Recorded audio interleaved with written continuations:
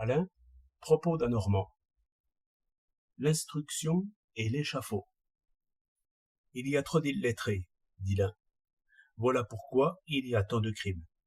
Brûlez votre échafaud et construisez des écoles. Un autre répondit. Je ne vois pas pourquoi un homme qui sait lire serait plus vertueux qu'un autre. J'entends bien qu'il pourra lire de bons ouvrages, traités de morale, des sermons, mais je crois qu'il lira de préférence des livres beaucoup plus amusants qui le détourneront de la vertu. On n'en vend que trop, de ces livres obscènes qui enflamment l'imagination des jeunes gens. Rien n'est plus malsain que la débauche solitaire. Le voilà abruti, paresseux, accablé du mépris de lui-même. Une femme, fût-elle la pire des femmes, serait moins funeste qu'un livre. Je sais qu'un livre peut être intéressant sans caresser ni exciter ce qu'il y a de plus bestial dans l'homme.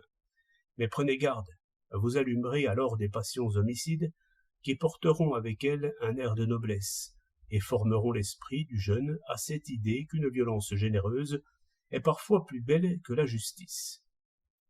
Que lisent nos écoliers, non pas quand ils sont seuls, mais dans le temps qu'ils passent avec leur maître. Hermione faisant tuer Pyrrhus, le Cid tuant le père de Chimène, Horace tuant sa sœur Camille, telles sont les images vives et bien parées qui illustrent les froids traités de morale.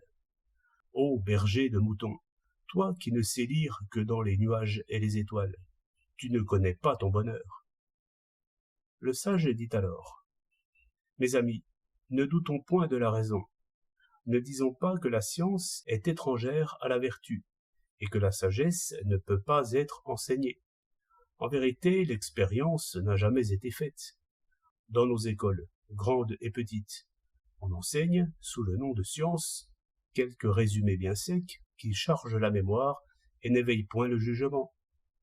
Quant à ces récits d'histoire, plus ou moins déformés ou embellis, avec lesquels on amuse les enfants, ils ne peuvent que ramener les hommes dans les chemins trop battus où ils tournent depuis tant de siècles, comme des chevaux en manège.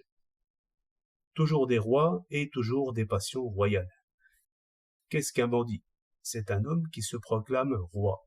C'est pourquoi les hommes n'arrivent à comprendre la sagesse et la justice que lorsqu'ils touchent déjà à la vieillesse, au moment où, enchaînés par leur propre sottise, ils donnent à la reine opinion plus que n'exigerait leur passion glacée par l'âge. Oui, mes amis, si l'on enseignait le vrai et le juste, au lieu de couronner la force, bien des choses seraient changées sous le soleil, et bien des rois de théâtre tomberaient de leur trône en carton peint. Les rois de théâtre le savent bien. L'échafaud leur paraît un remède moins dangereux que l'école. 10 décembre 1908.